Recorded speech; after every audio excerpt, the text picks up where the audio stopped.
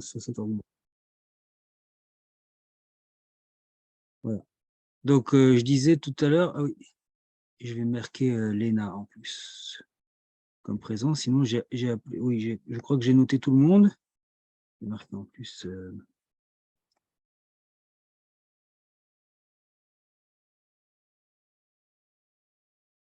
Bien, j'espère que vous avez passé de bonnes fêtes, tous. Pour nous, les rabbins, c'est beaucoup, beaucoup de travail. Et c'est une longue période de 3 semaines comme ça qui est pleine de fêtes, à tel point que lorsque le mois de Cheshvan arrive, le mois qui est juste après Tishri, on le surnomme Mar Cheshvan, le Cheshvan amer. Amer pourquoi? Parce que contrairement à Tishri, il n'a aucune fête. Il n'y a aucune célébration dans le mois de Cheshvan. Et la prochaine fête qui nous attend, c'est Hanouka, qui aura lieu le 18 décembre. Du 18 au 25 décembre. Au 26, pardon. Donc, alors la difficulté, c'est que Hanouka aura lieu pendant les vacances de décembre, qui elles commencent justement le 18 décembre. Donc, ce que je m'étais dit, moi, je m'étais proposé de concentrer nos 2 séances qu'on doit avoir par mois au mois de décembre, au début du mois, afin que tous ceux qui veulent partir en vacances ne soient pas obligés de se connecter depuis leur chambre d'hôtel ou depuis leur station de ski ou depuis je sais pas quoi. Parce que sinon, si je sais d'expérience que si je vous propose de faire cours mercredi 21 décembre ou mercredi 28 décembre, il n'y aura vraiment pas grand monde. Alors, je vous propose de faire mercredi 7 décembre, jour anniversaire de l'attaque de Pearl Harbor, 7 décembre, et le 14 décembre.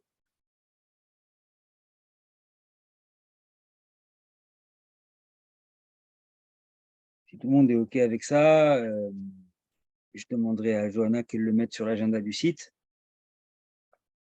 Si pour une raison ou une autre, donc j'ai essayé de mettre à jour toutes les listes qu'on a avec l'aide de Johanna, à la fois la liste mail et la liste du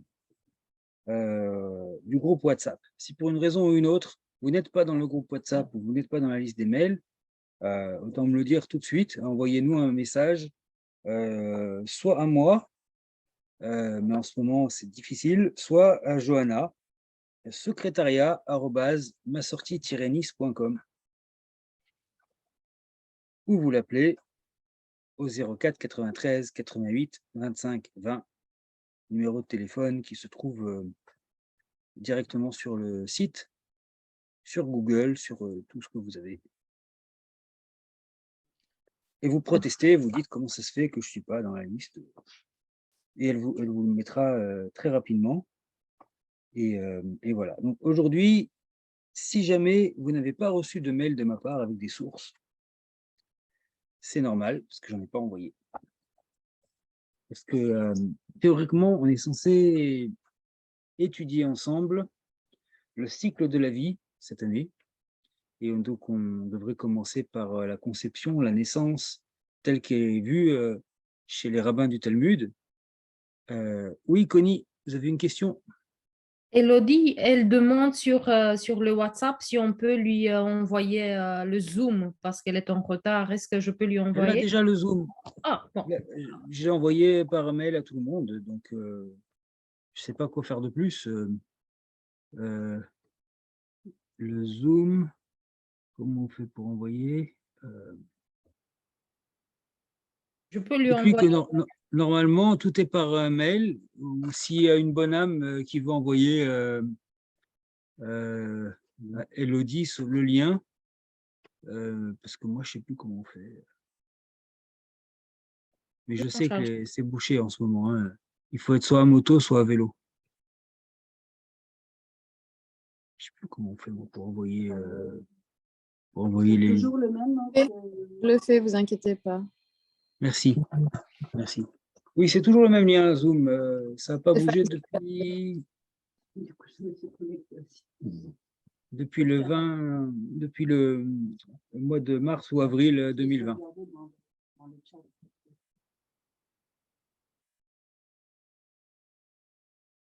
Donc, c'est le programme, hein, c'est ce qui est effectivement prévu cette année, qu'on fasse le cycle de la vie juive, qu'on parle de la conception, de la naissance, des cérémonies de Brit Mila, des cérémonies donc, de la circoncision et de la manière d'accueillir les filles dans nos communautés, ce qu'on a inventé probablement au 19e, 20e siècle pour accueillir les filles aussi, pour trouver une solution égalitaire à la Brit Mila. Après, on va parler de l'éducation, on parlera de la bar mitzvah, bar et bat mitzvah, on parlera du mariage,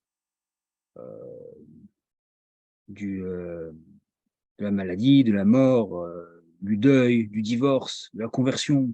Enfin, il y a un programme assez étoffé. Aujourd'hui, je n'avais pas envie, étant donné que hier était Simchat Torah, j'avais envie plutôt de parler, de faire une séance d'introduction à la Torah, à tout ce que comporte le Sefer Torah, à quelles sont les règles pour écrire un Sefer Torah, qu'est-ce qui fait qu'un Sefer Torah est cachère ou pas cachère, en combien de temps on lit le Sefer Torah. Et puis, puisqu'on parle du Sefer Torah, et puisqu'on parle, qui dit Sefer Torah dit scribe pour écrire un Sefer Torah, j'avais prévu aussi de parler avec vous des téphilines. On va ouvrir une paire de téphilines tous ensemble, on va voir ce qu'il y a à l'intérieur. On va, et puis, puisqu'on parle des téphilines, on va parler aussi du talit. Puisqu'on parle du talit et des téphilines, on va parler de tout ce qu'il y a dans la synagogue ou dans la maison juive. On va parler de la mezouza. On va réfléchir à qu'est-ce qui fait une synagogue. Où est-ce qu'on peut prier. Enfin, voilà, tout ce genre de choses. En gros, tout ce que vous avez voulu, tout ce que vous avez toujours voulu savoir sur la synagogue. Voilà. Il y a des choses qui paraissent évidentes, mais qui ne le sont pas. Comme par exemple, qu'est-ce qui fait un talit? J'ai encore eu un monsieur, je crois, la semaine dernière, qui est venu me voir affolé en me disant, j'ai un trou dans mon talit, est-ce qu'il est cachère? C'est une très bonne question. Je voudrais partager avec vous, mais tout à l'heure. Alors, hier, nous avons dansé avec la Torah. Nous avons célébré la fin d'un cycle de lecture de la Torah, d'un cycle de 1 an. Nous avons lu toutes les parashotes, toute la Torah en 1 an. Nous avons commencé à peu près à la même époque, l'année dernière. Nous avons commencé juste après Sukkot. Le Shabbat d'après Sukkot est appelé Shabbat Bereshit, le Shabbat du commencement, le Shabbat où on lit la parasha Bereshit. Et nous avons terminé, eh bien, lors de la fête de Simchat Torah de cette année. C'est-à-dire hier matin, non, lundi matin, à la Torah, nous étions une petite dizaine. Nous avons lu le dernier passage de la Torah, la dernière paracha, et immédiatement après, nous avons pris un autre Sefer Torah, parce qu'il nous aurait été trop long pour enrouler. On a pris un autre Sefer Torah, nous avons lu Bereshit. Donc on a déjà commencé. C'est très important la notion. On ne doit jamais rester un moment dans le temps sans Torah à étudier, sans Torah à lire, sans Torah à travailler. Donc c'est en ça que c'est à ça que c'est ce qui constitue la fête de Simchat Torah, la joie de la Torah. Ce n'est pas un commandement ni biblique ni rabbinique de danser avec le Sefer Torah, de faire de la musique, de jeter des bonbons. C'est une belle tradition. Ça nous permet de terminer et de commencer la Torah dans la joie. Mais ça n'est qu'une tradition. Ce qui est important, les règles, c'est de commencer la lecture du Sefer Torah et de terminer la lecture du Sefer Torah en n'ayant omis ni une paracha, ni un morceau de paracha, ni un pasouk, c'est-à-dire un verset, ni un mot, ni même une lettre.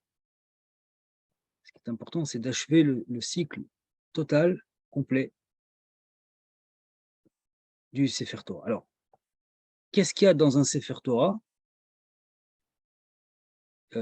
C'est très simple, c'est basique, mais ça peut, il faut quand même le dire parce que pour certains, c'est peut-être pas évident. Dans un Sefer Torah, il y a les 5 premiers livres de la Bible hébraïque. Les 5 livres de la Torah. Nous appelons ça en hébreu Chamisha Chumshe Torah. Les éditions que vous trouvez en français, souvent, sont appelées le Pentateuque. Penta, du grec 5, et teuk, je ne sais pas du tout, mais bon, Pentateuque, pour dire les 5 livres de la Torah.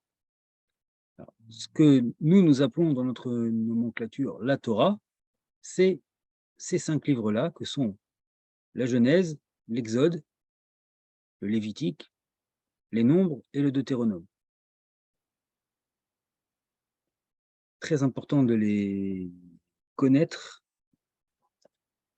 C'est une question qui revient assez fréquemment au Beit Din. On vous demande de les connaître, de les citer dans l'ordre et de donner un petit résumé, de ce qu'on trouve à l'intérieur de chacun de ces livres. On vous demande aussi leur nom en hébreu. Genèse, c'est Bereshit, ça c'est facile. L'Exode, c'est Shemot, ça c'est beaucoup moins facile, parce que Shemot en hébreu, ça signifie les noms, ça ne signifie pas l'Exode. Mais les noms qu'on leur a donnés en français, enfin ça vient du latin, probablement du grec, sont des noms qui correspondent à l'intérieur du livre, à ce que dit le livre. Le titre correspond à la majeure partie du livre, alors qu'en hébreu, le nom correspond au premier mot du livre. Ce sont 2 traditions différentes. Donc, Genèse, Bereshit, Exode, Shemot, Lévitique de Lévi, parce qu'on y trouve beaucoup de règles sacerdotales, les règles concernant les prêtres. Lévitique est appelé en hébreu Vaïkra, parce que c'est le premier mot du livre. Les nombres est appelé en hébreu Bemidbar, dans le désert.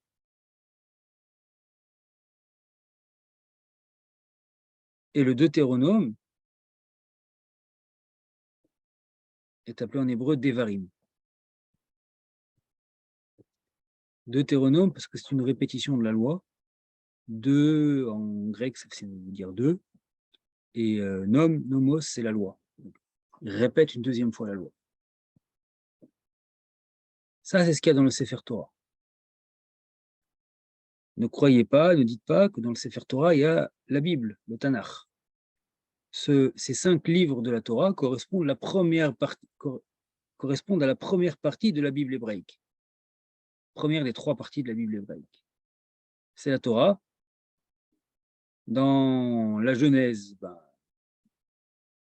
lisez la Genèse, ça se lit assez facilement. Ça parle de l'histoire depuis la création du monde jusqu'à Joseph et l'installation de sa famille en Égypte.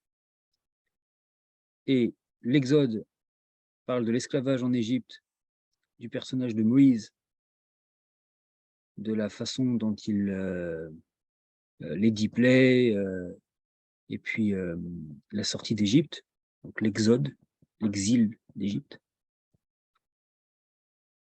Dans le Lévitique, on a énormément de règles concernant le culte, la façon dont c'était pratiqué à l'époque ancienne, les sacrifices,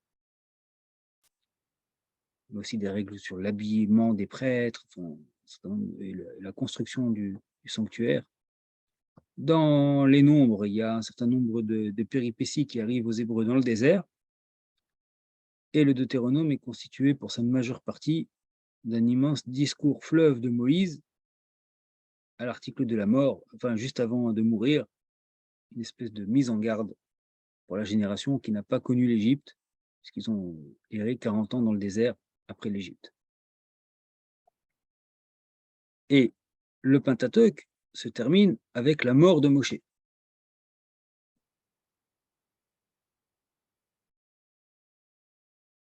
Ça, c'est ça qu'il y a dans le Sefer Torah. La lecture publique de la Torah a des résonances bibliques, mais c'est un commandement rabbinique. A des résonances bibliques, pourquoi?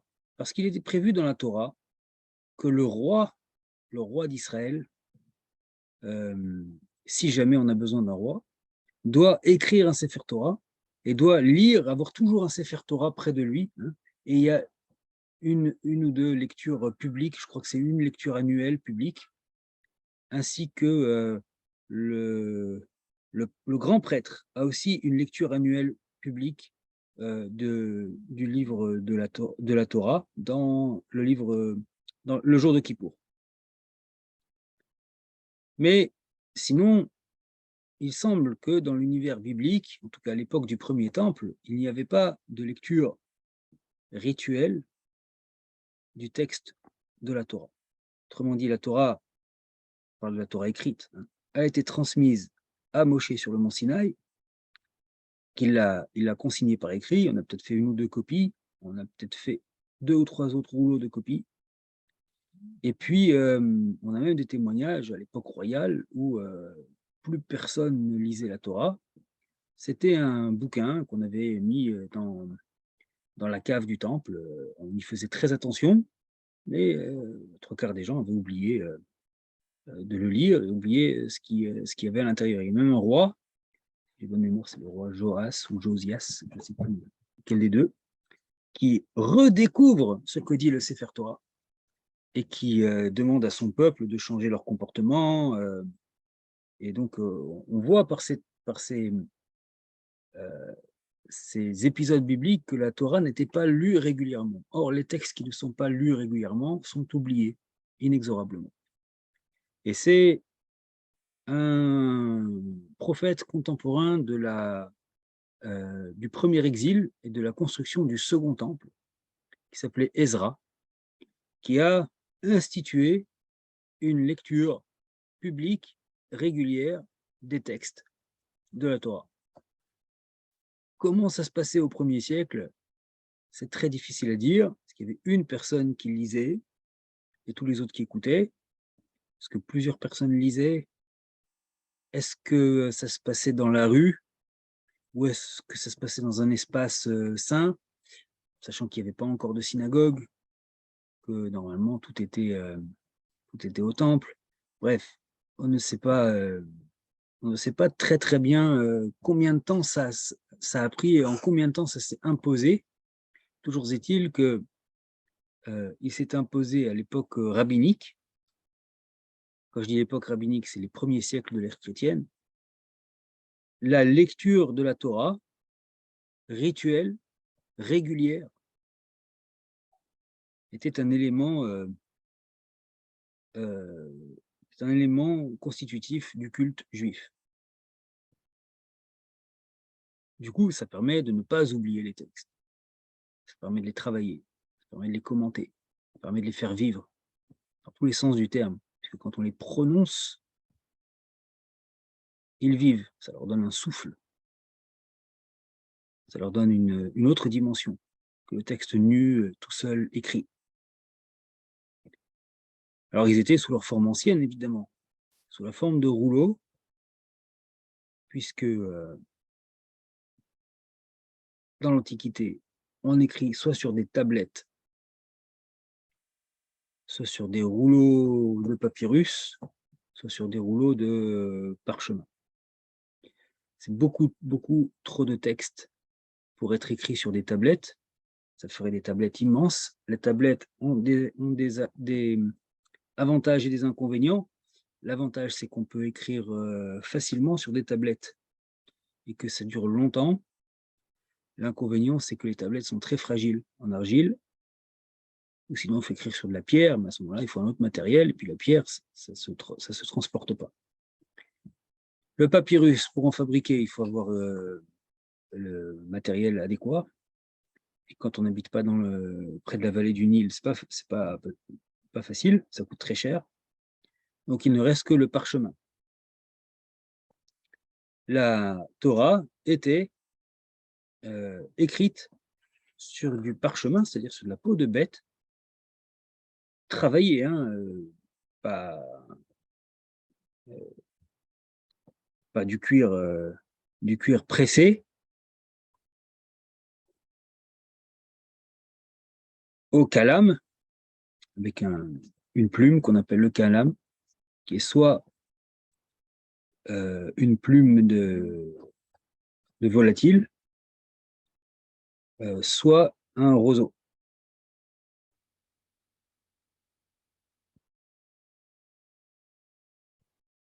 Avec une encre qui est fabriquée à partir de charbon, d'huile, de colorant. On est presque au niveau de l'encre de Chine. Il faut vraiment qu'elle soit très très noire, parce que sinon l'encre peut quand elle est un petit peu trop diluée, elle peut changer de couleur sur le papier, hein, comme on avait parfois nos stylos, quand on avait de l'encre de mauvaise qualité à l'école. Au début, c'était bleu, puis à la fin, quand on reprend les cahiers, c'était violet. Bon, là, il faut qu'elle reste noire, très important. Pourquoi toutes ces précautions? Parce que c'est ce qui nous reste de la révélation. La tradition nous dit que ce texte a été écrit véritablement par Moshe et qu'il l'a reçu du divin. Il a reçu la Torah, il l'a écrite à partir de ce que Dieu lui a dit lors de la révélation sur le mont Sinaï. Ce qui fait qu'il faut prendre d'énormes précautions pour bien transmettre ce texte, le transmettre le mieux possible, le plus fidèlement possible. Et même si on a des échos qui nous disent qu'à une certaine époque, on n'était pas tout à fait très très sûr de l'exactitude du Sefer Torah. La preuve, c'est que quand on avait deux Sefer Torah qui utilisaient un mot ou un autre, ou une lettre ou une autre, il fallait regarder dans un troisième pour vérifier lequel des deux avait raison. Donc on a des témoignages. Mais en gros, nous avons le Sefer Torah que nous utilisons aujourd'hui est une copie la plus fidèle possible du Sefer Torah qu'il y avait dans l'Antiquité.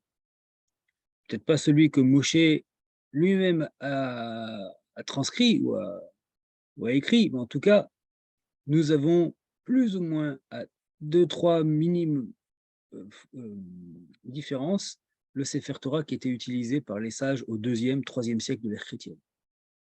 Et en gros, depuis 1800 ans, tous les scribes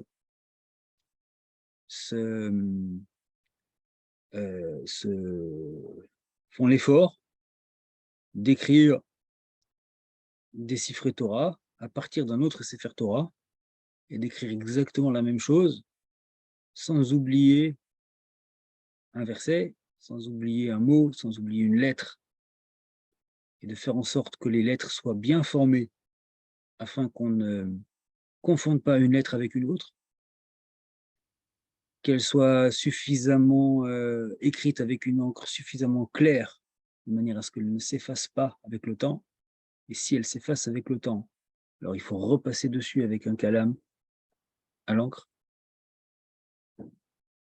Parce que c'est déjà une nécessité vitale et parce que nous avons cette obsession de la transmission du texte et que nous devons transmettre le texte le plus fidèle possible. Tout ça pour vous dire que le Sefer Torah que nous avons encore aujourd'hui, c'est une copie la plus fidèle possible du Sefer Torah de l'Antiquité. Et nous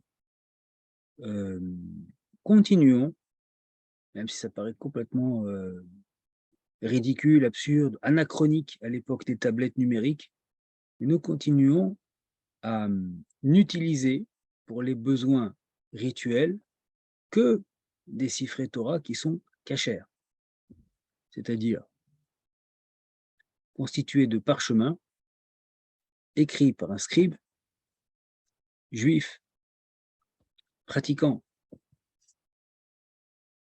érudit, qui écrit dans le but d'écrire un Sefer Torah, avec les méthodes anciennes, avec l'encre ancienne, avec la plume ou le roseau taillé, et qui dit à chaque fois qu'il va écrire, qu'il commence à écrire le matin, pas à chaque lettre ou à chaque mot, hein, mais à chaque fois qu'il écrit le matin, il commence en disant « J'écris dans le but de la sainteté du Sefer Torah ». Et après, il commence à écrire. C'est ça qu'on appelle la kavana. Il ne faut pas qu'il écrive dans une autre optique, dans le but de s'entraîner, en admettant qu'il s'entraîne un petit peu, puis il se dit, tiens, cette page est jolie, ben, je vais la mettre dans un Sefer Torah. Non, ça ne marche pas si ça n'a pas été écrit dans le but de la sainteté du Sefer Torah, ça ne fonctionne pas.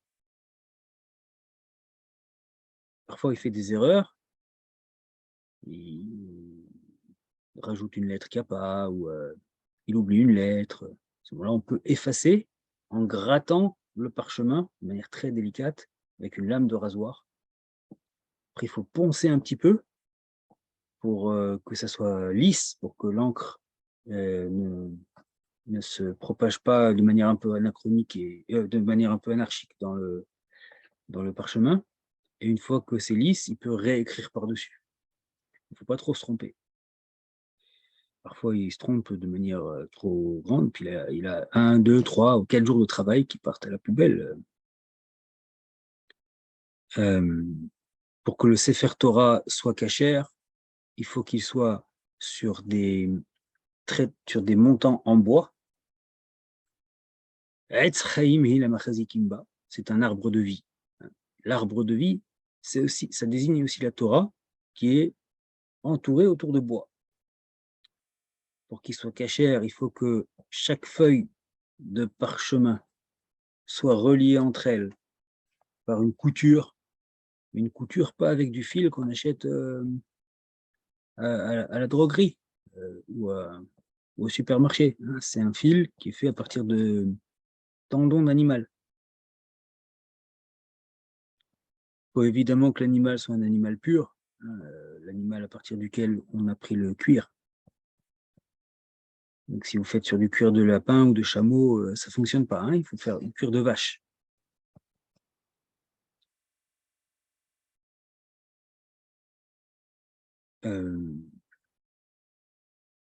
Et c'est avec ça que nous dansons à Simchat Torah. C'est dans ça que nous lisons. Si une communauté ne possède pas de Sefer Torah, elle ne peut pas pratiquer un certain nombre des lectures rituelles qui sont nécessaires pendant l'année. Sefer Torah est ouvert à la synagogue au minimum 3 fois par semaine dans une communauté qui prie régulièrement. Une fois à Shabbat, pardon, minimum 4 fois par semaine. Une fois à Shabbat, où on lit toute la paracha. Une fois le jeudi, le lundi matin et le jeudi matin, où on lit que le début de la paracha. Et puis le samedi après-midi, où on lit le début de la paracha de la semaine qui arrive.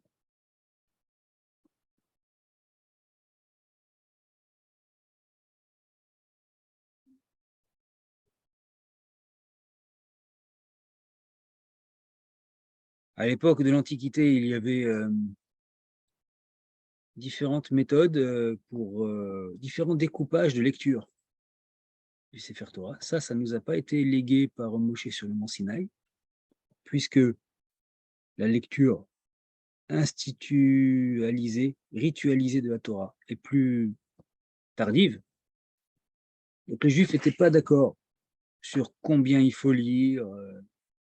Donc, il y a des règles, hein, il faut lire au minimum 3 versets, etc. Mais bon, le découpage en texte, que nous appelons parachot, paracha, n'a pas été évident. Certains Juifs, notamment en Palestine ancienne, c'est-à-dire en Eretz Israël, dans les premiers siècles, avaient des parachutes beaucoup plus courtes que les nôtres, et ils faisaient le tour de la Torah en 3 ans et demi. Donc ils faisaient Simchat Torah tous les 3 ans et demi. Mais nous sommes les héritiers des Juifs de Babylonie, qui eux ont institué des parachutes beaucoup plus longues, mais ça nous permet de faire Simchat Torah tous les ans, et de terminer le Sefer Torah en 1 an. Le Sefer Torah, une fois qu'il est reconnu comme étant cachère, qui a tous les critères, on considère qu'il a une dimension de sainteté particulière. Et on doit y faire très attention.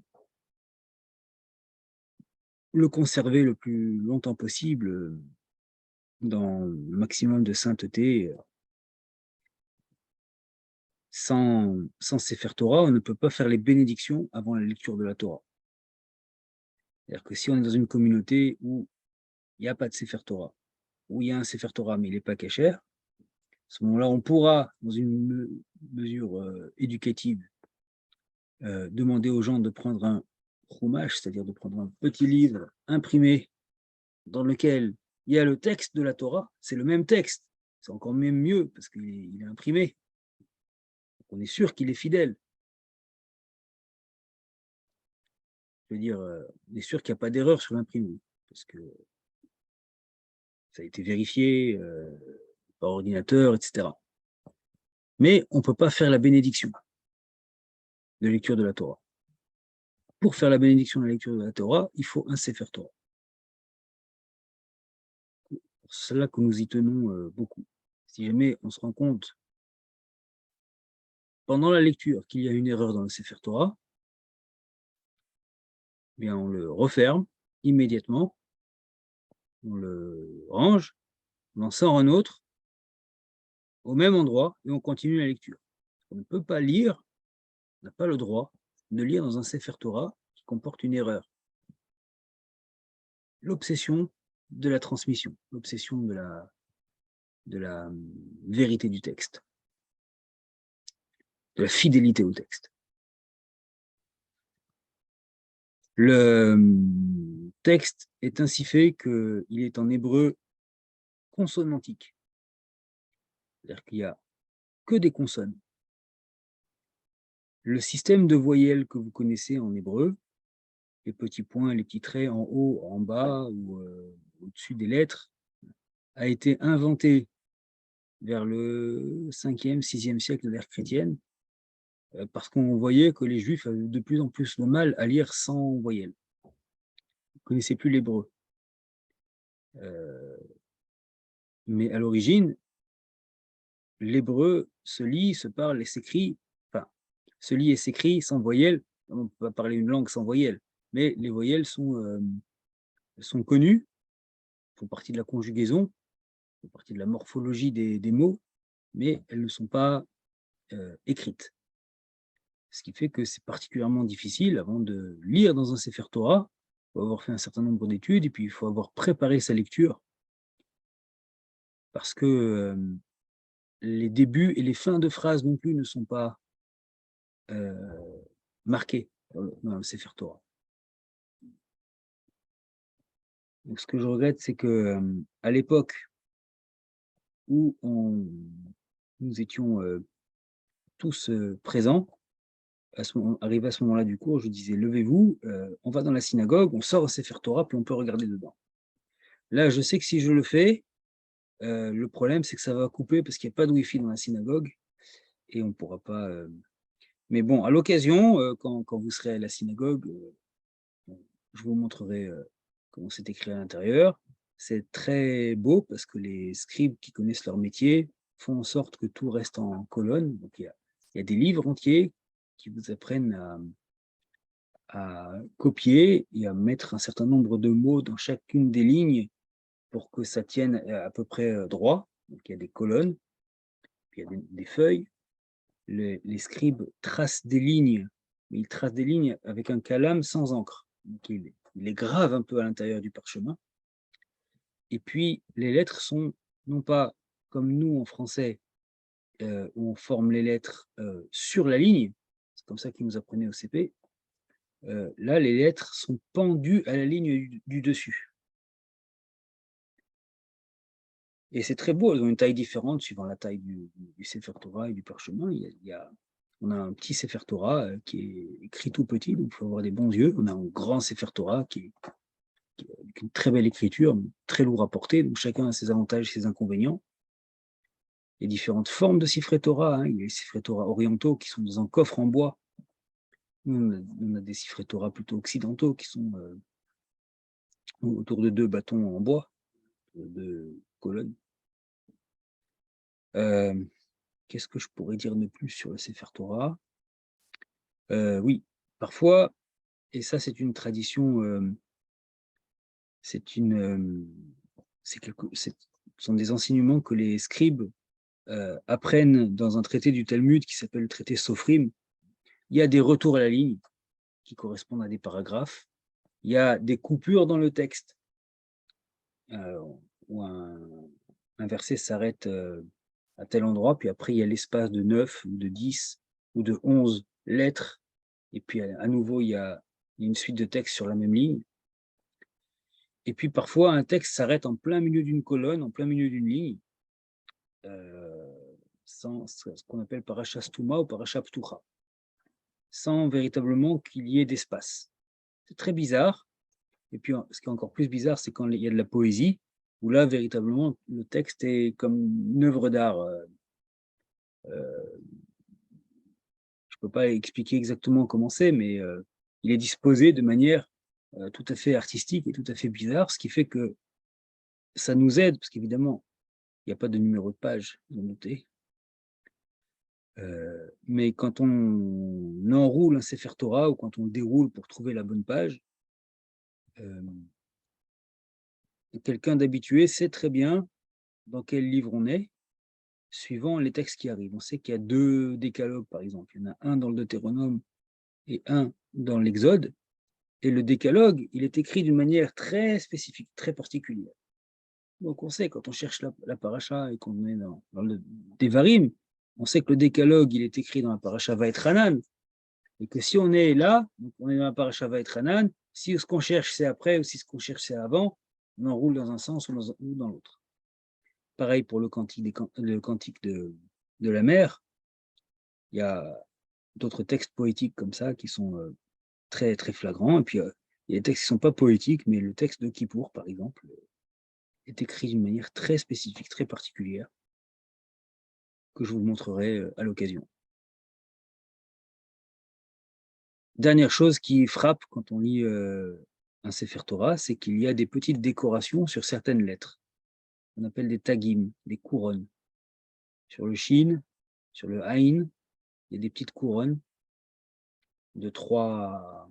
composées de 3 petits traits avec un petit point au bout. Sur d'autres lettres comme le Noun, il y a des petites couronnes qui n'ont que 2 traits, et d'autres lettres, il y a des couronnes où il n'y a qu'un trait, et d'autres lettres où il n'y a pas de couronne du tout. Pourquoi? À quoi ça correspond? Personne n'en sait rien.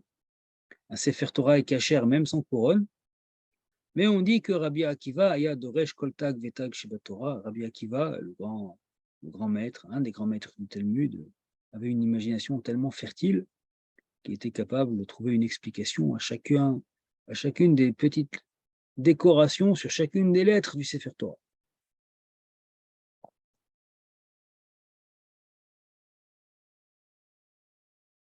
Je crois que j'ai parlé de tout à propos du Sefer Torah. Est-ce qu'il y a des questions? je pourrais vous montrer un livre. Alors, pour apprendre la lecture de la Torah, j'en ai pas ici, j'en ai dans le bureau.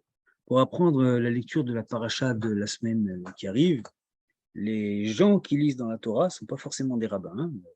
Les gens qui utilisent un livre qui est en général bien fait, hein, c'est-à-dire un livre où il y a 2 pages. Une page avec le texte de la Torah, avec les voyelles, avec les fins de versets, les débuts et les fins de versets, et aussi avec des signes qui sont encore plus tardifs que les voyelles, des signes qui nous disent comment chanter le texte, parce que, enfin, le chanter, comment psalmodier le texte, parce que la lecture est aussi, la manière de le lire est aussi la ponctuation.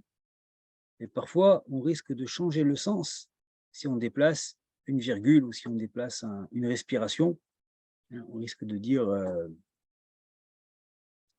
souvent sur Facebook, vous voyez des gens qui vous disent venez manger les enfants ou venez manger, virgule, les enfants, c'est quand même pas la même phrase.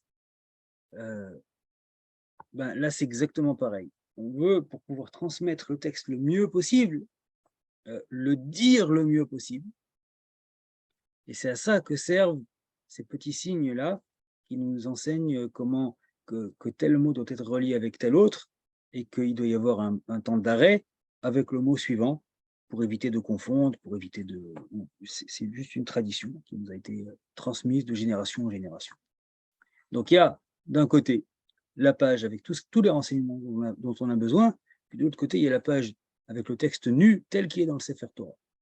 Donc on s'entraîne une fois, ou 2, ou 3, avec les voyelles et les signes qu'on appelle les théramim. Et puis après, on passe au texte sans les voyelles et les théramim.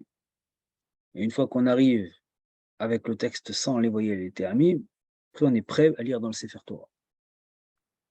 La première fois, quand on fait sa bar ou sa bat mitzvah, c'est un long apprentissage. Ça paraît très dur. Puis finalement, la mémoire fonctionne. Hein, la mémoire auditive, visuelle, ça fonctionne. Et puis c'est comme tout après. Hein, plus on apprend, plus on a de facilité à apprendre, plus on comprend aussi. Hein, quand on comprend l'hébreu biblique, c'est beaucoup plus facile, beaucoup plus simple. Quand on connaît la grammaire de l'hébreu biblique et qu'on sait comment ça fonctionne et comment ça marche, ça, c'est beaucoup plus, on apprend, l'apprentissage est beaucoup plus rapide. Et puis à un moment où on finit par connaître par cœur toute la Torah, c'est pas mon cas, hein, loin de là. Mais je me rappelle dans mon enfance, d'un très très très vieux rabbin qui était déjà rabbin en Algérie. Il s'appelait le rabbin Kamoun. Et moi, ça m'a toujours beaucoup impressionné, c'est qu'il était aveugle, mais il lisait dans la Torah. Il lisait dans le Sefer Torah. Je ne sais pas comment il faisait, mais il y avait quelqu'un à côté de lui, hein, il était quasi aveugle, en tout cas très très très malvoyant, mais il lisait dans le Sefer Torah et ça m'impressionnait beaucoup, c'est-à-dire qu'il avait une mémoire phénoménale. Quand j'étais je travaillais comme aumônier dans une maison de retraite à Jérusalem, il y avait un vieux monsieur qui venait d'Irak, et les séfarades, on autorise les enfants à lire dans le Sefer Torah dès qu'ils savent lire, même s'ils ne montent pas véritablement à la Torah. Donc il y a une différence entre monter à la Torah, c'est-à-dire faire la bénédiction en avant et après la lecture, et lire dans le Sefer Torah. Donc lui, ce monsieur, il avait appris à lire dans la Torah dès l'âge de 5, 6 ans, 7 ans, comme certaines traditions chez les séfarades. Il était déjà en fin d'Alzheimer, il ne reconnaissait plus sa fille, ses enfants, enfin vraiment. Mais je m'asseyais à côté de lui, je prenais le texte de la paracha, je commençais le début et il continuait. C'est très impressionnant. Et il continuait, il avait le texte, il avait la Torah dans la peau et dans le corps. Peut-être que c'est ça en fait. Peut-être que c'est une belle transition aussi pour les téphilines. Donc la Torah est faite à partir de matière vivante, on l'appelle Torah Chaim, une Torah vivante. Un Sefer Torah, comme tous les objets, comme un être humain, a une naissance, une durée de vie, et puis au bout d'un moment, il meurt. Et quand le Sefer Torah meurt, c'est-à-dire quand on tombe en lambeaux, qu'on ne peut plus le réparer, qu'on ne peut plus lire dedans, qu'on ne sait plus quoi en faire, ben on l'enterre, comme un être humain. Dans un endroit, on le met, d'abord on l'entrepose dans un endroit qui s'appelle la Guéniza, qui signifie simplement je sais pas comment on pourrait dire, le grenier, ou la cave. Et puis ensuite, lors d'une cérémonie, on va au cimetière, on enterre les textes saints.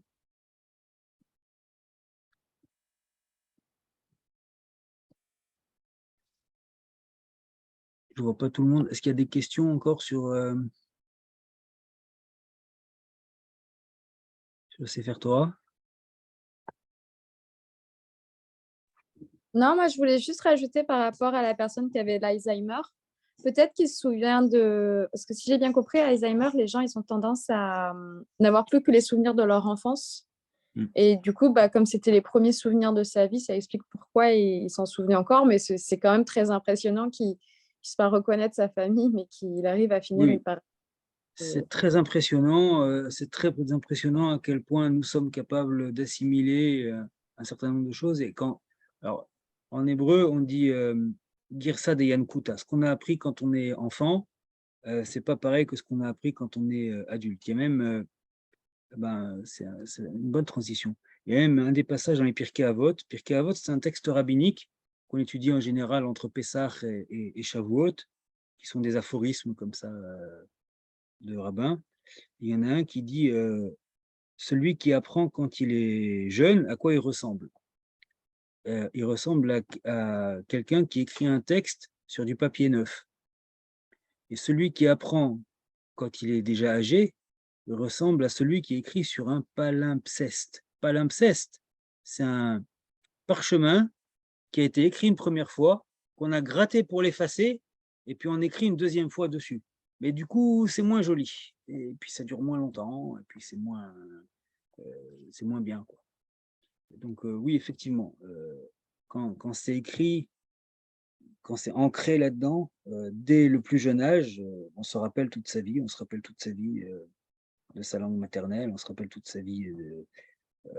Alors nous, c'est le corbeau et le renard, hein, mais c'est les fables de La Fontaine, elles sont, et les tables de multiplication, elles sont là-dedans. Et c'est probablement ce qui partira en dernier, si je le souhaite à personne, si on a Alzheimer. Mais à propos de l'Alzheimer, les, les rabbins font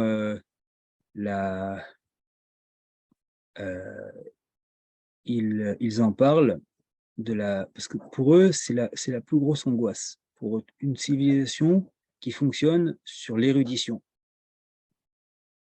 Perdre son érudition, c'est perdre tout ce qu'on a de plus précieux. Donc l'angoisse, c'est qu'avec l'érudition, ils perdent leur statut de rabbin. C'est pour ça qu'ils ont un texte magnifique qui ils disent que Zaken chez Shachar Talmudo, une personne âgée qui a oublié sa Torah et son Talmud, Nohagin bo kekdushat Aaron. On doit on doit avoir les mêmes égards et le même honneur et le même respect pour lui que l'arche pour entreposer les Sifrei Torah.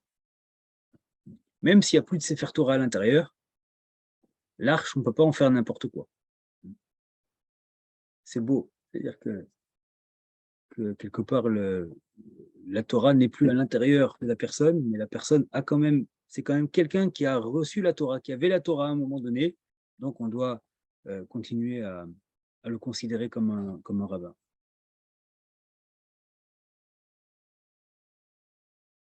Donc tout à l'heure, quand j'ai dit que la Torah était quasiment comme un être vivant, et qu'on avait la Torah dans la peau, je pensais aussi au téphilin. Les téphilines, vous connaissez tous le passage du schéma. Le schéma parle des téphilines, même si il n'emploie pas le mot téphiline. Parce que téphiline, c'est un mot qui est construit sur la racine téphila, qui signifie prière. Si je devais traduire le mot téphiline, je dirais probablement instrument de prière.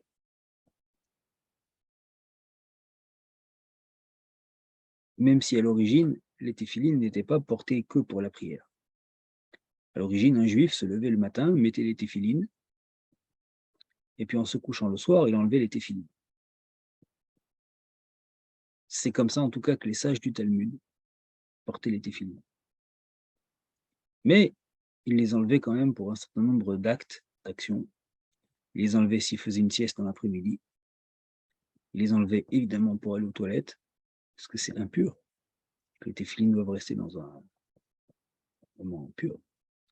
Ils les enlevaient aussi pour manger. Alors là, ils ne sont pas tous d'accord. Certains disent qu'on doit les enlever, d'autres disent qu'on ne doit pas les enlever. Et sinon, ils les avaient, alors peut-être pas sous cette forme-là. Et certains trucs dont on sait, mais sûr, c'est la couleur noire des téphilines.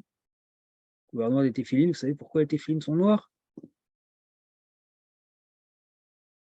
C'est une question piège du Beddin. Pourquoi les téphilines sont noires? Alors que c'est écrit nulle part dans la Torah. La réponse, c'est personne ne sait. Halakha le Moshe Missinaï. Halakha le Moshe Missinaï, ça veut dire que Moshe l'a reçu comme ça sur le mont Sinaï. Et depuis, on sait que tous les téphilines sont noirs. On a retrouvé des téphilines à Qumran. Dans les manuscrits de la mer Morte. On a retrouvé des téphilines. Ils étaient noirs. Ils n'étaient pas tout à fait exactement comme les nôtres, mais ils étaient noirs. Et il y a un certain nombre de choses qu'on ne sait pas expliquer dans les téphilines. Et la bonne réponse, c'est toujours Halakha le Moshe Missinaï. C'est la loi de Moshe. C'est la loi que Moshe a reçue sur le mont Sinaï.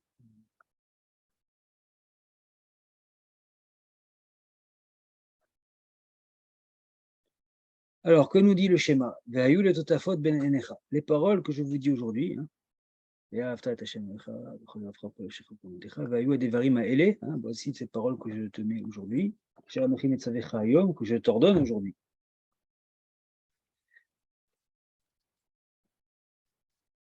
Donc que ces paroles que je te prescris aujourd'hui soient gravées en ton cœur. Tu les enseigneras à tes enfants, tu en parleras lorsque tu demeureras chez toi, comme lorsque tu seras en chemin, à ton coucher comme à ton lever. Tu les attacheras comme signe sur ton bras. Elles seront comme un fronteau entre tes yeux. Les totafot ben enecha. Le mot totafot, vous savez ce que ça veut dire? Alors là, il a traduit fronteau. Et je ne sais pas ce que c'est un fronteau. Ah, front, peut-être la racine de front. Mais je ne sais pas ce que c'est un fronteau aussi. Totafot, c'est un mot que personne ne connaît, puisque c'est ce qui s'appelle dans la nomenclature biblique, c'est un apax, H-A-P-A-X. Un apax, c'est un terme qui n'apparaît qu'une seule fois dans toute la Bible, et donc le sens en est incertain. Nous, les Juifs, on sait. Salut Elodie.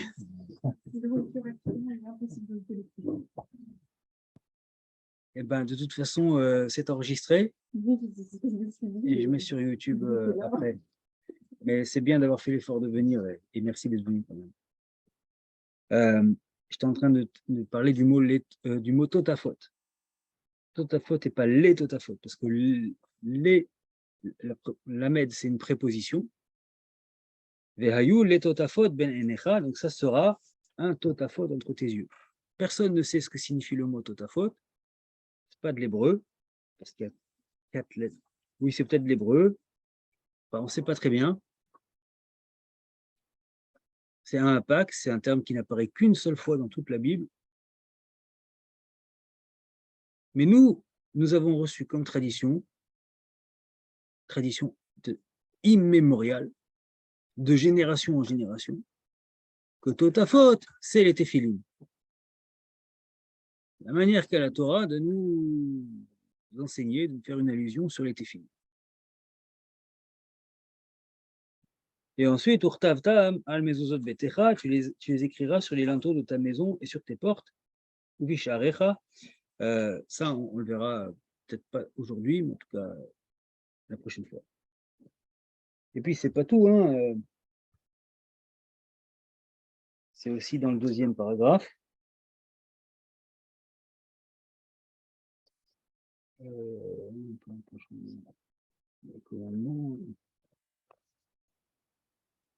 C'est aussi dans le 2e paragraphe.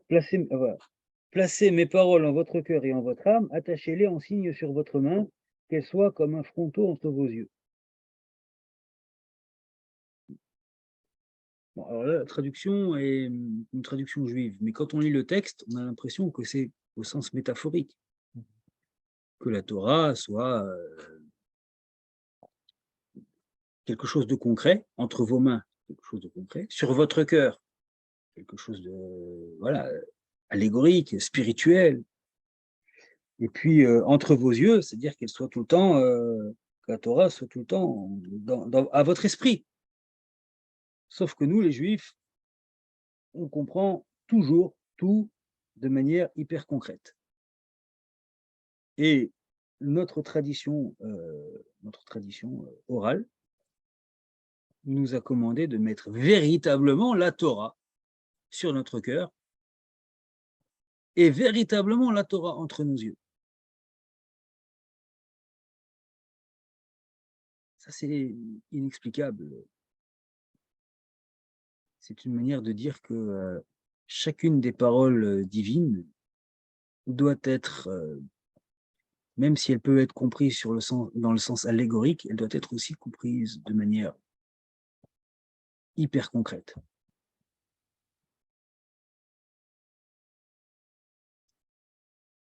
Parce que mettre sur le cœur et sur les yeux, on ne peut pas le matérialiser. Alors, la Torah orale a besoin de matérialiser les choses.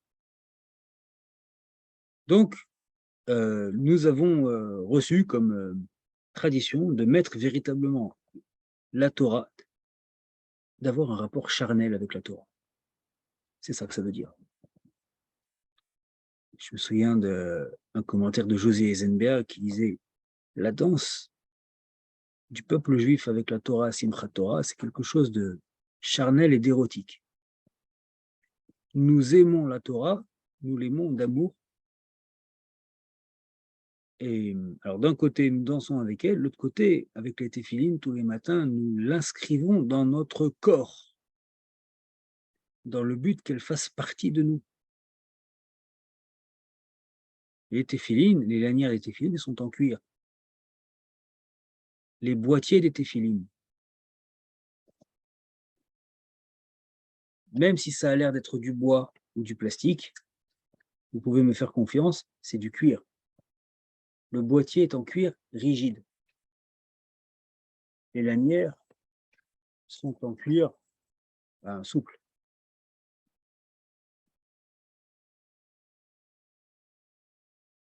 À l'intérieur, il y a des parchemins qui sont écrits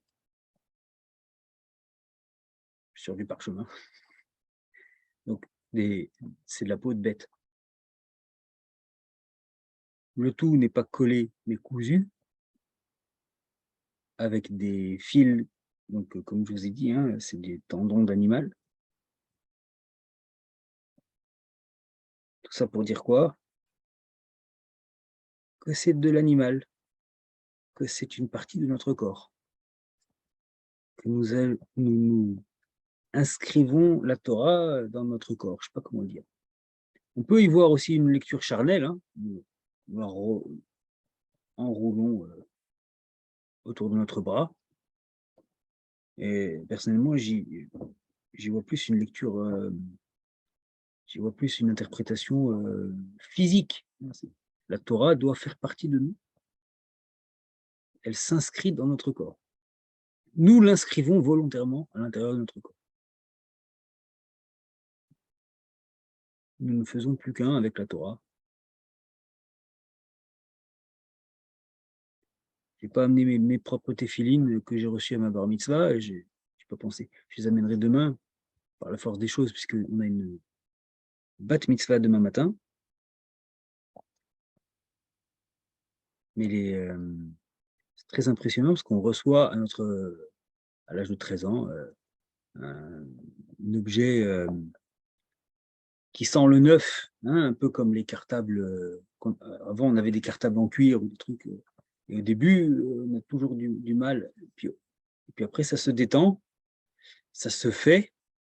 Et maintenant, mes téphilines font le geste tout seul, quasiment. Hein, à force de les avoir mis pendant des années. Quand pour une raison ou une autre, je suis en voyage et que j'ai pas mes téphilines et que je mets les téphilines de quelqu'un d'autre, c'est pas la même chose. C'est pas mes téphilines. C'est pas mon.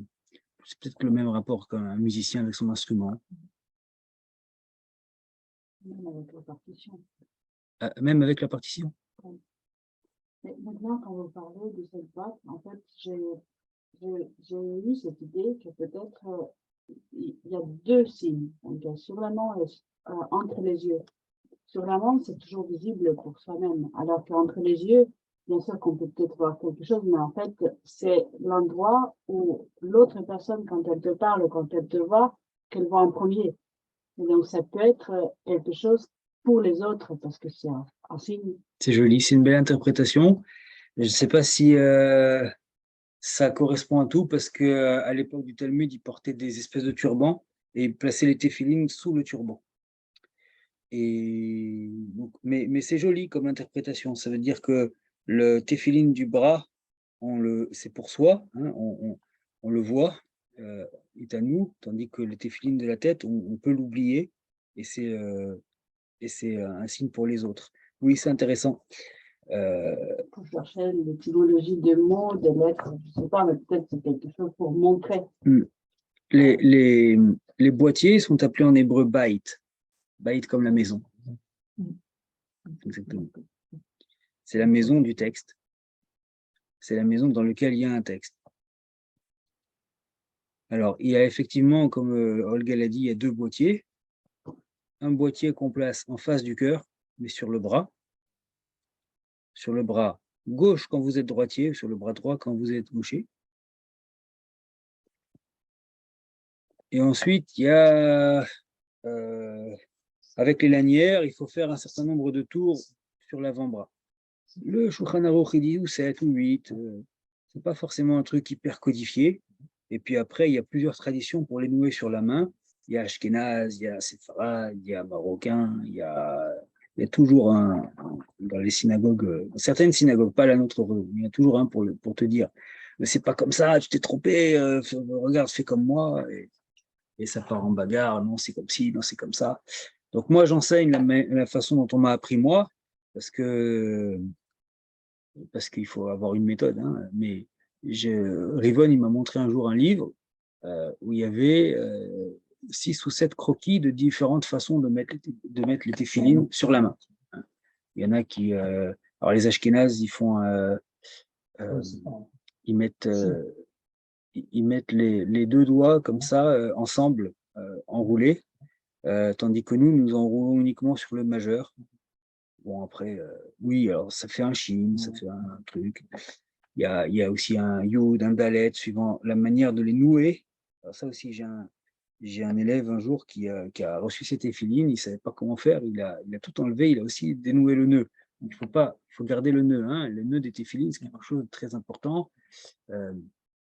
Déjà, il y a des lettres sur les téphilines. Il y a un shin. Et puis, il y a un nœud qui est en forme de yud et un autre nœud qui est en forme de dalet. Donc, ça fait le shin, dalet, yud. Hein, Shaddai, c'est un des noms de Dieu. C'est El She'en Lodai, hein, Dieu qui n'a pas de fin, qui ne s'arrête jamais. Donc, c'est un des noms de Dieu. Certains ont un rapport très superstitieux avec leur téphilines, hein, c'est leur talisman. Quand j'étais étudiant dans un foyer d'étudiants pour étudiants juifs. Et les 3/4 du temps, l'année, on avait beaucoup de mal à obtenir minyan. On avait minyan grâce aux gens du quartier qui venaient prier le matin. À la fois pour prier tous les matins à 7 h du matin. Mais en période d'examen, il y avait tout le temps minyan. Parce que juste avant les examens, ils mettaient les téphilines beaucoup, beaucoup. Comme si ça allait leur apporter la réussite, hein, ou peut-être la confiance, en tout cas la force, peut-être. Donc, ça correspond, les téphilines sont noués d'une certaine manière, en cuir noir, ça je l'ai déjà dit, hein, en cuir teint en noir. Je vous ai montré ça. Je ne sais pas si on le voit bien, mais c'est très bizarre. Parce que d'un côté, comment on peut dire, pas en surbrillance, mais en gravé, pas en incrustation, c'est le contraire de l'incrustation. Bolette, on dit en hébreu, en relief. Voilà. En relief, vous avez un shin, ici. Et de l'autre côté, vous avez un autre shin, mais ce n'est pas le même. C'est un shin à 4 branches. C'est devant, c'est celui qui est devant. Alors, celui qui est, c'est le boîtier de la tête.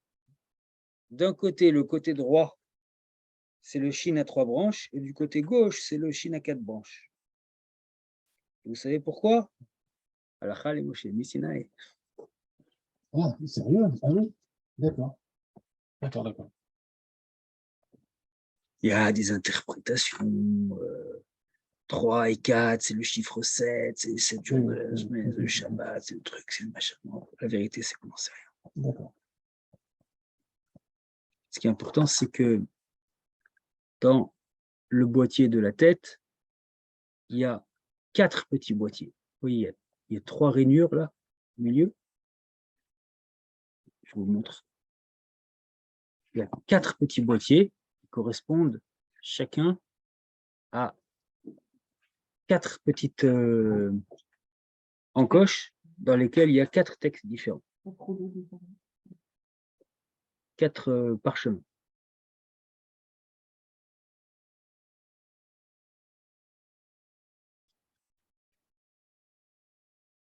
Alors que dans celui du bras, il n'y a qu'un seul boîtier entier. Et donc, un seul trou, un seul compartiment, pardon, c'est ça que vous cherchez, dans lequel il y a un seul parchemin. Alors, si je reprends bien, dans celui de la tête, il y a plusieurs compartiments. Quoi? 4. 4, ok. Parce que du coup, sur l'écran, il faut regarder un peu, genre. D'accord, donc en haut, il y a 4 compartiments, donc 4 parchemins, et en bas, il y a un compartiment, un Voilà. parchemin. Ça, c'est les 4. Oh, Vous voyez mieux pas là, très peut-être? bien. Et ça, c'est le 1. D'accord. Alors, je vais enlever ça déjà. Vous voyez mieux. Mhm. Là, je vais faire un truc que vous avez de la chance de voir, parce que ce n'est pas tout le monde Oh. qui peut ouvrir des téphilines. Alors, moi, la chance, c'est que, évidemment, les téphilines, c'est comme le Sefer Torah, ça naît et puis ça meurt. Et puis là, une personne qui ne savait pas comment se débarrasser de ces téphilines me les a mis devant la porte de la synagogue sans que je sache qui c'est. Et puis je suis arrivé un matin et j'ai trouvé des téphilines comme ça. Donc, je me suis dit, comme elles ne sont plus utilisables, je me suis dit autant que je les utilise pour l'éducation. Et donc, voilà. On ouvre. Et attention. Non, c'est peut-être le téphilin de son père ou de son grand-père. Et ouais. Et inutile de vous dire que ça, c'est pas du Word Police 4 ou 5. Hein. C'est tout ça, c'est fait par un scribe, par un être humain. Ça, c'est celui du bras. Du bras.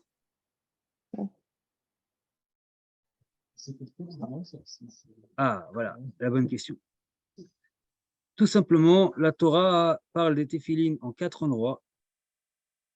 Et donc là, il y a les 4 textes dans lesquels la Torah parle des téphilines. Mais ici, ils sont écrits les uns à la suite des autres.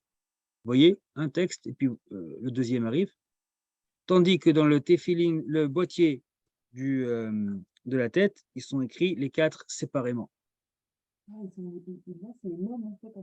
C'est le même texte. Et vous savez pourquoi? Halakha le Moshe Misinaï. J'aime beaucoup cette phrase-là parce que ça veut dire que des fois, il y a des trucs, tu ne sais pas pourquoi, mais c'est notre tradition, nous l'avons reçue, c'est comme ça. Et puis, on n'a pas besoin de savoir trop. Donc, la phrase exacte, c'est Halakha le Moshe Misinaï ou Halakha mi Moshe le Sinaï. Halakha le Moshe Misinaï. Halakha le Moshe le Sinaï. Je l'aime beaucoup aussi. Ouais. Alors, si vous avez vraiment des très très bons yeux ou une très très bonne caméra, vous pouvez voir que ah non. Ah oui, Kadesh li Kodecho. En fait, il y a les mêmes textes dans le bras et la tête. Tout à fait. Sauf C'est que dans ça, le bras, dans la tête, il y a 4 parchemins, voilà, écrits peut-être plus gros, non? écrit dans celui de la tête, ils sont écrits encore plus petits. Enfin, ils sont Non, écrits à peu près pareil. plus petit. Plus petits, oui. Là, si vous avez des très bons yeux et si vous regardez le troisième texte, vous pouvez voir Shema Israël, Shem Eloheinu, Hashem Echad. Ça? Ici, Non, tout en haut. D'accord. là sous mon index. D'accord. C'est tout en hébreu, je me souviens. Ah oui, c'est tout en hébreu. C'est C'est tiré directement de la Torah. Et on le voit parce que c'est comme dans la Torah, le Aïn et le Dalet sont écrits un petit peu en gras. Donc, voilà. En gros, qu'est-ce qu'il y a écrit dans le schéma? C'est une espèce de mise en abîme. Pardon. Qu'est-ce qu'il y a écrit dans les téphilines? C'est une mise en abîme. Il y a écrit le texte dans lequel on nous dit qu'il faut mettre les téphilines. C'est une manière de dire, regarde à quel point nous sommes fidèles à ta Torah. Alors, si on avait trouvé la méthode pour écrire toute la Torah, aussi petit, et le mettre dans un petit boîtier, peut-être qu'il l'aurait fait. Mais là, en l'occurrence, bon, il faut faire un choix. Qu'est-ce qu'on va choisir? On va choisir de mettre les passages qui parlent des téphilines, les 4 passages qui parlent des téphilines dans la Torah, et on va les mettre dans les téphilines. Et on va mettre les téphilines tous les jours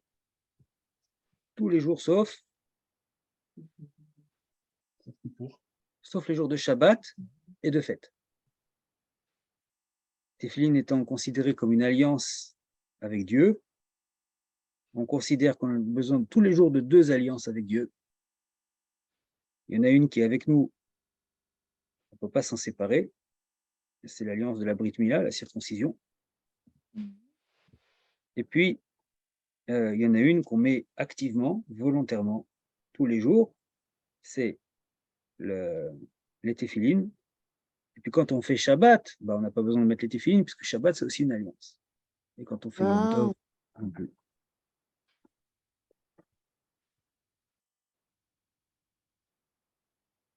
Pour la petite histoire, il faut vraiment, vraiment, vraiment acheter les téphilines chez quelqu'un de confiance, parce que il peut vous vendre des jolis boîtiers, ça ne coûte pas très très cher, soit vide, soit avec un texte photocopié à l'intérieur.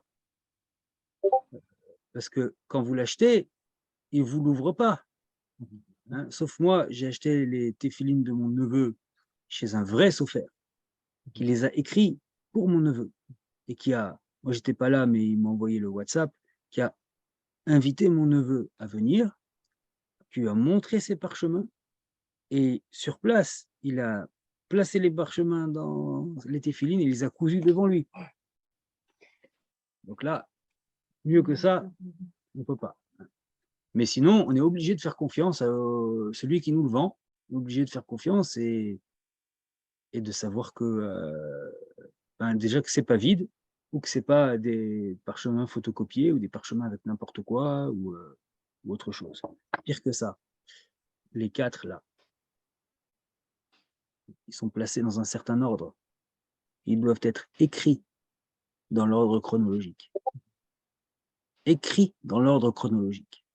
C'est-à-dire si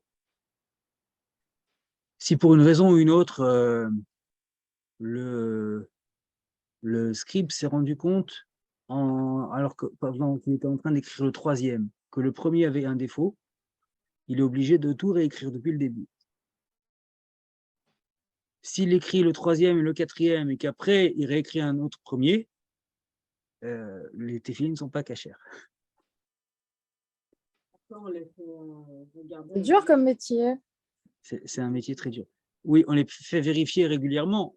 Ça, on peut pas vérifier. Et ça, on ne peut pas vérifier. C'est convenu. Après, si on le découvre, c'est tout pareil. On peut le découdre et le recoudre après. Hein, ce n'est pas un gros souci. Quelqu'un qui a une bonne aiguille et puis du fil, le fil, ça s'achète. Hein. Ce n'est pas un gros souci. Ça reste cachère une fois que c'est décousu et recousu. Parce que pour vérifier, il faut bien découdre et recoudre. Alors, pourquoi est-ce qu'il faudrait vérifier? Parce que de temps en temps, il y a certains qui prennent la douche le soir, d'autres qui prennent la douche le matin. Et si on met les téfilines sur la peau mouillée, il peut y avoir une condensation. Ça c'est poreux. Ça, c'est du cuir, mais c'est pas exactement le même cuir que ça. Ça, c'est du cuir totalement rigide, ça, c'est du cuir un peu souple. Donc, il se peut qu'il y ait de l'humidité qui traverse, et qui dit humidité sur du parchemin, il peut y avoir un champignon, et un champignon qui attaque le parchemin, et du coup, ça peut effacer le texte. Et à ce moment-là, il faut des nouveaux... Parce que c'est plus caché. C'est plus cachère. C'est même pas s'il y a une lettre qui manque. S'il y a une lettre qu'on n'arrive plus à distinguer de l'autre. À ce moment-là, il faut des nouveaux parchemins. Qu'est-ce que je voulais dire encore? Bon, en fait, je voulais parler de la mezouza, je voulais parler du talit, je voulais parler de plein d'autres trucs. On verra la prochaine fois. Qu'est-ce que je voulais dire? La mezouza, c'est vrai que si elle est pas, si elle est petite et que le parchemin est petit, c'est pas caché. Pas du tout. Non, la taille du parchemin ne fait rien. Quand on a un sophère, ça veut dire scribe, hein, quand on a un sophère qui a des bons yeux et une bonne précision, il peut même l'écrire avec une loupe, la taille ne fait rien. Il peut y avoir des gros parchemins écrits très gros qui ne sont pas cachères. Parce que c'est pas la taille qui rend cachère ou pas cachère. Vous voyez ce que je veux dire? Oui, je comprends. C'est le fait que ce soit écrit d'une certaine façon et dans un ordre bien précis. Voilà. Alors moi, j'ai des téfilines encore plus petits que ça. Enfin, c'est pas les miens, hein, c'est des... Du coup, des téfilines, ça se revend pas. J'imagine que quand on en a une paire, on le garde pour toute la vie. Oui, normalement, quand on les reçoit à sa bar mitzvah, on y fait très attention. C'est pas donné, hein, forcément. Moi, je trouve que c'est justifié. De payer 300 € pour ça, ça me paraît tout à fait logique et ça me paraît être le bon prix, vu le travail que ça demande non seulement aux scribes pour écrire les parchemins, mais en plus aux gens qui fabriquent les boîtiers, hein, parce que les boîtiers, il faut d'abord traiter le parchemin, le cuir d'une certaine façon, et puis ensuite il faut avant de le rigidifier, il faut le presser, et puis après le rigidifier, le sécher. Enfin, ça demande un gros boulot. Puis après le teindre, 300-350 €, ça me paraît être un prix tout à fait raisonnable. Après, ça peut aller jusqu'à 1000-1500. C'est, à mon avis, un petit peu exagéré. Il faut qu'il y ait un juste prix. Après, c'est comme tout, hein, on vous vend du plus cachère, encore plus cachère que plus cachère. Donc, moi, sur ceux de mon neveu, ce que mon frère a voulu, les deux côtés sont noirs. C'est pas seulement un côté qui est noir et un côté blanc, mais bon, enfin, voilà. Mais donc, il y a différentes tailles. On m'a déposé aussi ces téfilines-là. Ceux-là, ce sont les plus petits que j'ai jamais vus, vraiment minuscules. On s'imagine ce qu'il doit y avoir, la taille du parchemin à l'intérieur. Ça, et des lettres. Ça, c'est une taille un peu intermédiaire. Et puis, vous avez les téfilines que vous trouvez en général chez Lubavitch. Ils sont comme ça. Ils sont vraiment très gros. Je ne sais pas pourquoi Lubavitch, ils les font particulièrement gros. Après, c'est leur tradition. Oui, le dernier truc que je voulais dire. Quand on dit entre les yeux, hein, c'est entre les yeux suivant les Juifs, c'est-à-dire suivant notre tradition orale. C'est-à-dire les Karaïtes, enfin ce qu'on dit des Karaïtes, c'est que eux, comme ils n'interprètent pas le texte, et que la Torah écrite dit entre les yeux, ils mettent leur téphilin véritablement là.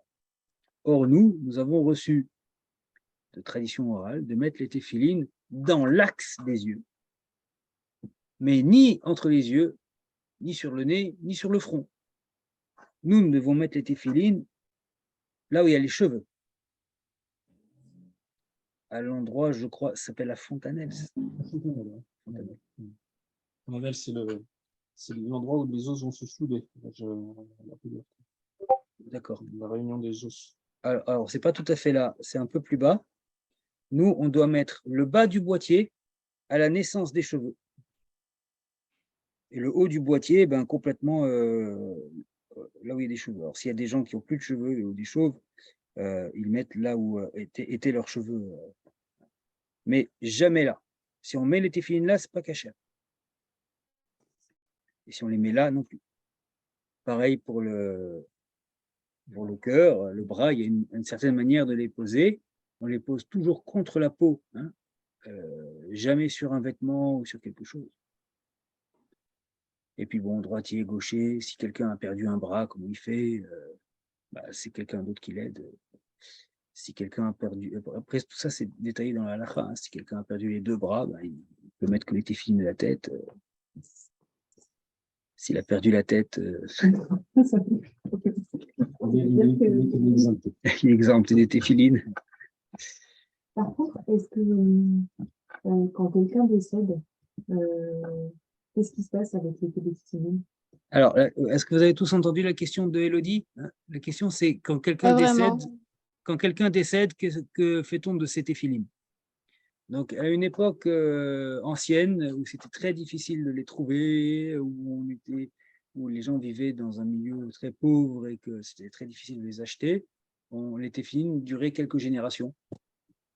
On pouvait, j'ai encore des gens, je connais des gens qui mettent les téphilines de leur père ou de leur grand-père. Mais bon, à notre époque, si on a encore les téphilines de son grand-père, ce qu'on fait en général, c'est qu'on achète un nouveau boîtier, une nouvelle lanière, mais qu'on met les parchemins anciens. Hein, c'est un beau symbole. Sinon, on reçoit des téphilines à sa bar mitzvah, et effectivement, on les garde toute sa vie. Il n'y a pas besoin, si le grand-père est décédé, mais que tous les petits-enfants ont fait la bar mitzvah, ils ont chacun leur paire de téphilines, alors peut-être qu'ils les gardent, les téphilines du grand-père, en souvenir dans un coin de la maison, dans le grenier ou dans la cave, et puis au bout d'un moment, il faut s'en débarrasser, et les téphilines, on ne les jette pas à la poubelle, ce sont comme le Sefer Torah, hein, ce sont des endroits où le parchemin dégage une espèce de sainteté, pas une espèce, dégage véritablement de la sainteté, une sainteté particulière, et donc on doit les mettre dans la Guéniza, s'en débarrasser, et le jour où on emmène le Sefer Torah et d'autres livres au cimetière, on emmène aussi les téphilines, et on enterre les téphilines au cimetière. D'accord. Et on peut les enterrer avec les morts ou pas? Non. Non. C'est vrai que c'est pareil. On n'a pas le droit On a pas le droit. parce que quand les mitzvot sont réservés aux vivants. Quand on est mort, on ne peut plus faire de mitzvot. C'est la raison pour laquelle c'est une bonne transition. C'est la raison pour laquelle, quand on enterre un mort dans son talit, auparavant, on coupe un des tzitzit. Un seul? Un ou deux ou trois, enfin, on rend le talit pas cachère. Et c'est uniquement dans un talit pas cachère qu'on est entouré dans le cercueil. Parce que les morts ne font pas de mitzvot. On n'a pas le droit d'aller au cimetière avec des téphilines ou un talit. Parce que du coup, on fait des mitzvot devant les morts, et les morts se sentent floués de leur mitzvot. Ça s'appelle l'oeg l'arash. Autre question. Shaddai, c'est la contraction de Shin, Dalet, Yud. Ça? Oui, c'est les trois lettres, Shin, Dalet, Yud, forment le mot Shaddai, qui signifie, c'est un des noms de Dieu, et généralement, on lui donne la signification de El She'en Lo Dai, Dieu qui n'a pas de Dai, qui n'a pas de limite. Dieu qui n'a pas de limite.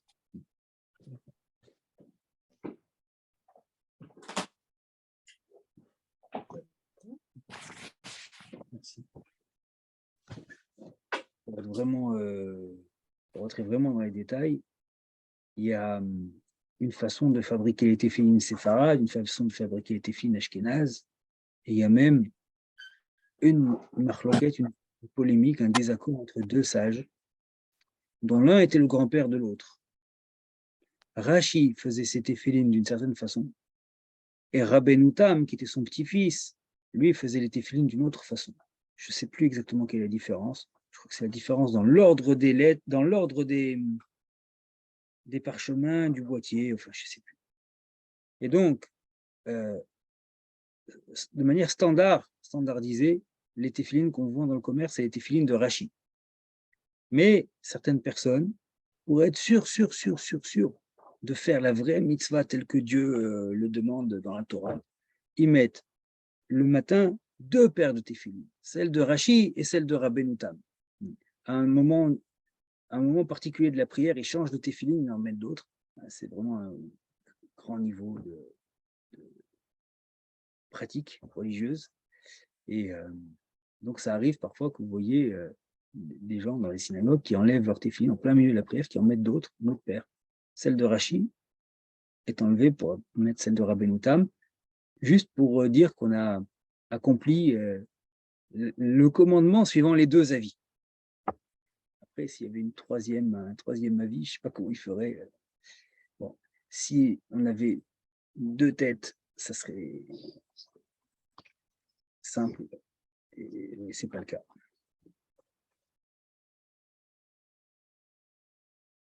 D'autres questions?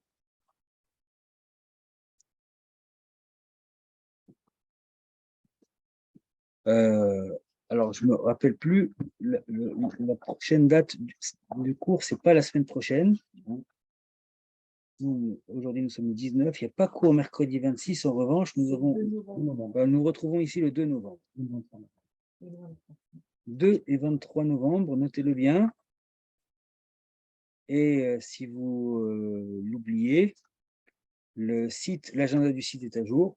Alors, 2 et 23 novembre, et puis 7 et 14 décembre. 7 et 14 décembre. Ensuite, après le 14 décembre, vous aurez cours pendant tout le mois de janvier, février et mars avec mon collègue David Matisse. Et ce cours aura lieu uniquement sur Zoom, parce qu'il ne peut pas venir de Paris 2 fois par mois. Mais ça sera exactement sur le même lien, donc le même mot de passe, et ce sera lui qui donnera cours. Voilà. Alors,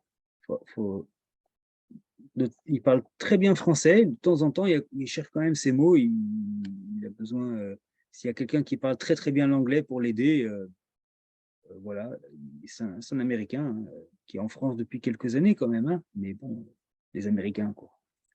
Et puis il a un accent rigolo, mais voilà, j'ai toute confiance en lui. Et je reviens, hein, ne croyez pas que je vous abandonne, je reviens début avril, fin mars, j'ai une bar mitzvah, le dernier week-end de mars, et je serai là pour Pessah. Bonne soirée à tous. Attends, j'ai une question sur sur les vidéos sur YouTube. Oui. Donc, en fait, les autres leçons, les autres enseignements, les enseignements précédents de cette année sont sur YouTube, c'est ça? De cette année, oui, et aussi de l'année dernière, et aussi de l'année d'avant. Donc, on les récupère. Oui. Vous pouvez y accéder soit sur la chaîne YouTube de Mayanor, qui s'appelle Ma Sortie Nice, soit de manière encore plus simple et plus rapide, sur le site internet de la communauté, masortie-nice.com. Oui, je le connais, mais il faut aller où? Sur vidéo, cours, vidéo. Il faut naviguer sur le site et puis normalement elles y sont. Très bien. Et voilà. Mais ça ne remplace pas les cours en vrai. Et si vous êtes niçoise, je préfère que vous veniez sur place. c'est quand même vachement mieux pour tout le monde, on apprend mieux. Et puis, j'espère que la prochaine fois, on aura mis, enfin, il faut juste acheter un répéteur Wi-Fi, un truc comme ça. Et j'espère que ça passera dans la synagogue. À ce moment-là, j'ouvrirai le Sefer Torah pour pouvoir regarder vraiment dans le Sefer Torah. Ça donne quand même une autre dimension. Si vous êtes niçoise, venez. C'est mieux. Bonne soirée à tous. Au revoir. Bonne soirée, merci. Merci. Bye bye. Bonne soirée, merci, au revoir. Merci à tous, au revoir.